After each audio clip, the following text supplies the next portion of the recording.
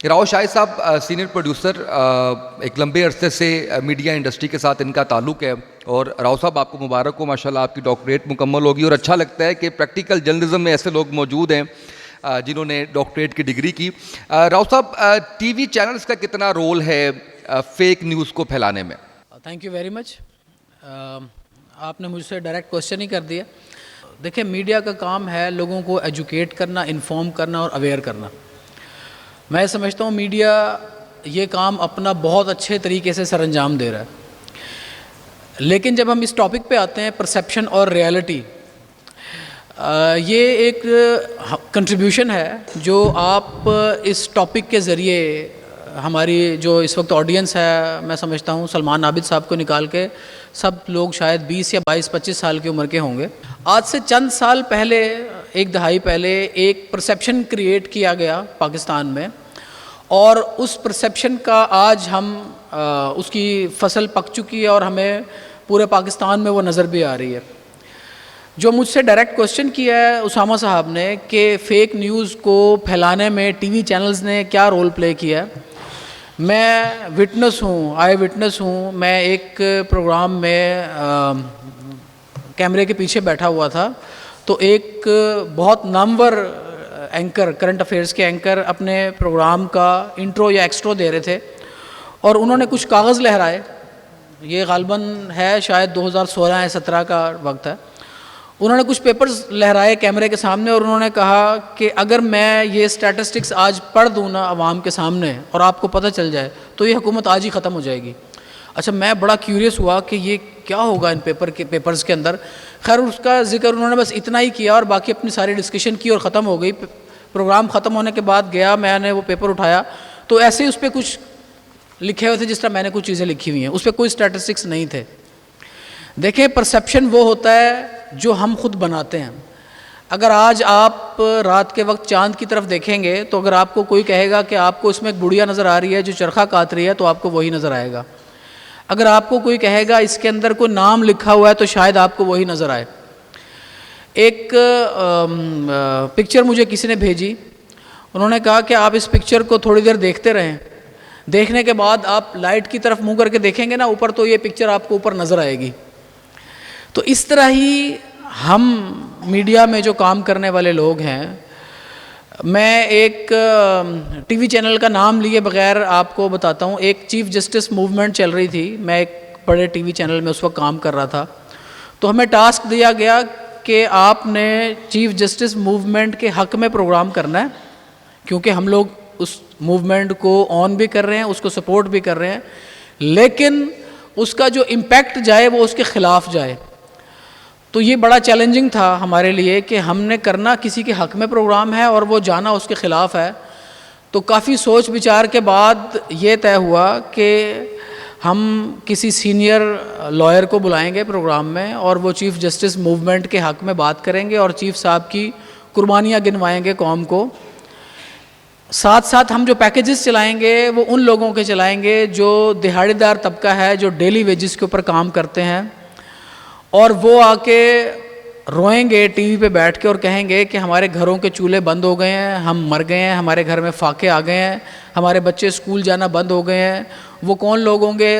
عدالتوں میں کام کرنے والا منشی ہوگا، وہ کوئی فوٹو اسٹیٹ والا ہوگا، وہ کوئی ہاکر ہوگا، وہ عدالتوں کے باہر کھڑے ہو کے آواز لگانے والے لوگ ہوں گے، کیونکہ سمپتھی بہت بکتی ہے جب ہم کسی کی آنکھوں میں آنسو دکھاتے ہیں نا۔ میں غریدہ فاروقی کے ساتھ ایک ڈاکومنٹری بنا رہا تھا، طاہر کے نام اس ڈاکومنٹری کا نام تھا۔ وہ بچہ ایک شہید ہوا تھا اے پی ایس کے اندر، اور ہمارے پاس ٹاسک یہ تھا کہ ہم نے بڑی سمپتھی دکھانی ہے اس کے اندر، اس بچے کا فیملی بیک گراؤنڈ بھی دکھانا ہے اور ایک پرسیپشن کریٹ کرنا ہے۔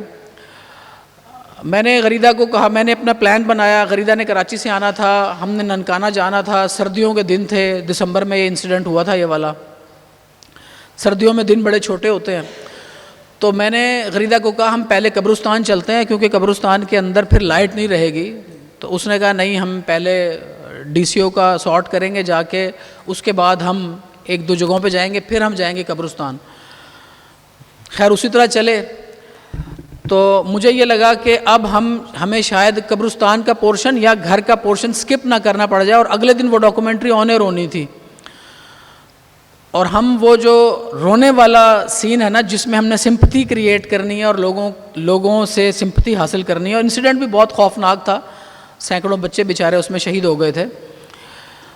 تو جب ہم قبرستان پہنچے تو اس کے والد ہمیں ملے اس بچے کے، کیونکہ گاؤں دیہاتوں میں خواتین نہیں جاتی قبرستان میں، اور اس فیملی اس فادر سے ملنے کے بعد میں نے اندازہ لگا لیا تھا کہ یہ ایک ایسے سیکٹ سے تعلق رکھتا ہے جن کے لوگ قبرستان میں کم ہی جاتے ہیں اور خواتین تو بالکل ہی نہیں جاتی۔ تو میں نے کچھ پھول اٹھا کے قبرستان سے اپنی جیب میں ڈال لی اس بچے کی قبر سے، اور جب ہم اس کے گھر گئے تو اینکر نے بڑی کوشش کی کہ وہ کسی طرح سے اس فیملی کو جذباتی کر کے رلائے اور ہمیں کوئی ایسے ویژولز مل جائیں جو ہم پرومو میں استعمال کر سکیں۔ انفارچونیٹلی وہ نہیں ہوا۔ تو میں بیک سائڈ سے گیا، میں نے اپنی اینکر کو کہا، میں نے کہا غریدہ یہ لوگ دیکھنے میں نا مجھے دیوبند لگ رہے ہیں، آپ نے اس والدہ سے پوچھنا ہے اس بچے کی کیا آپ قبرستان گئی تھی، تو یہ یقیناً کہے کہ میں نہیں گئی۔ آپ نے اس کو کہنا ہے کہ میں تمہارے بیٹے کی قبر سے یہ پھول اٹھا کے لائی ہوں۔ اس نے یہی کیا، اور وہ سارا کراؤڈ، وہ 8-10 گھر والے لوگ اور وہ گاؤں کے لوگ اکٹھے ہوئے تھے، جب اس نے اس ماں کو اس کے بچے کی قبر کے پھول دکھائے تو وہ سب لوگ رو کے ہلکان ہو گئے۔ تو اس طرح میڈیا نا ایک پرسیپشن کریٹ کرتا ہے، لوگوں کو سٹرونگ میسج دیتا ہے۔ ہمارا ایک وزیر اعظم امریکہ گیا، اور جب وہ امریکہ سے واپس آیا تو بڑے بڑے ٹویٹر پہ میسیجز لوگوں کو ریسیو ہوئے۔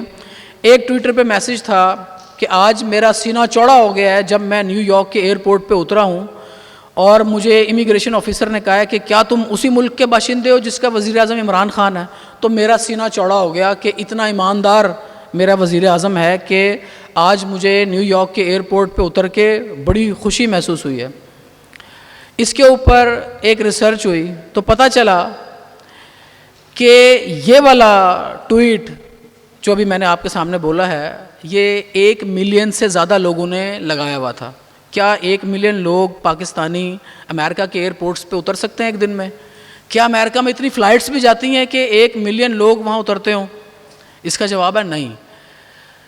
دیکھیں، جو پرسیپشن ہوتا ہے وہ ہم بناتے ہیں، ریئلٹی وہ ہوتی ہے جو حقیقت میں ہوتی ہے۔ جیسے ضلع شاہ کا کیس ہے، سب کے سامنے ہے۔ ضلع شاہ کے بارے میں اس کے گھر والے کہتے ہیں کہ وہ ملنگ ٹائپ آدمی تھا۔ جب اس کی ویڈیوز دیکھتے ہیں تو وہ ایسے لگتا ہے کہ وہ جذباتی سیاسی کارکن تھا، لیکن پرسیپشن یہ ہے، ایک طرف پرسیپشن یہ ہے کہ وہ تشدد سے مارا گیا، دوسری طرف فوٹیجز وہ آ رہی ہیں کہ وہ ایکسیڈنٹ میں مارا گیا۔ جھوٹا ہونے کے لیے ہمارا مذہب کہتا ہے کہ اتنا ہی کسی کے لیے کافی ہے کہ آپ کسی کی بات کو بغیر تحقیق کیے سنی سنائی بات کو آگے بیان کر دیں۔ تو آپ لوگ سب موسٹلی اسٹوڈنٹس ہیں، میں ٹیچر بھی ہوں، میں میڈیا کا ایک استاد ہوں، میں میڈیا پڑھاتا بھی ہوں۔ تو میں آپ لوگوں سے یہی کہوں گا کہ جب آپ کے پاس کوئی چیز آئے، جس طرح ہمارا مذہب ہمیں کہتا ہے کہ اس کی تحقیق کر لیا کرو، پہلے اس کی تحقیق کریں پھر آگے بیان کریں۔ ایک مجھے واقعہ میرے دوست نے سنایا، اس نے کہا ایک گھر میں مجھے کسی نے بلایا اپنے گھر کھانے پہ، اور وہاں بحث شروع ہو گئی ایک 16 سال کے بچے کی اور اس کے بہنوئی کی۔ بہنوئی کہتا تھا نون لیگ ٹھیک ہے، بچہ کہتا تھا پی ٹی آئی ٹھیک ہے۔ کافی دیر جب وہ بحث بدتمیزی میں کنورٹ ہوئی تو اس بچے کا باپ کھڑا ہوا اور اس نے اپنے بیٹے کو کہا کہ وہ تو چلو تمہاری بات جو بھی تم کر رہے ہو، لیکن مجھے یہ بتاؤ کہ تمہارا اپنے بہنوئی کے ساتھ احترام کا رشتہ ہے، تم بدتمیزی کیوں کر رہے ہو اس کے ساتھ؟ تو اس نے اپنے باپ کے منہ پہ تھپڑ مار دیا۔ یہ اس پرسیپشن کے ثمرات ہیں جو ہم حاصل کر رہے ہیں۔ میں آپ کو یہ نہیں کہتا کہ آپ آج کسی بھی پارٹی کا حصہ بن جائیں۔ یہ ساری بحث کرنا اور آپ کو مثالیں سنانے کا مقصد صرف یہ ہے کہ جب آپ کے پاس کوئی خبر آئے تو اس کی تحقیق کر لیا کیجیے۔ Thank you very much.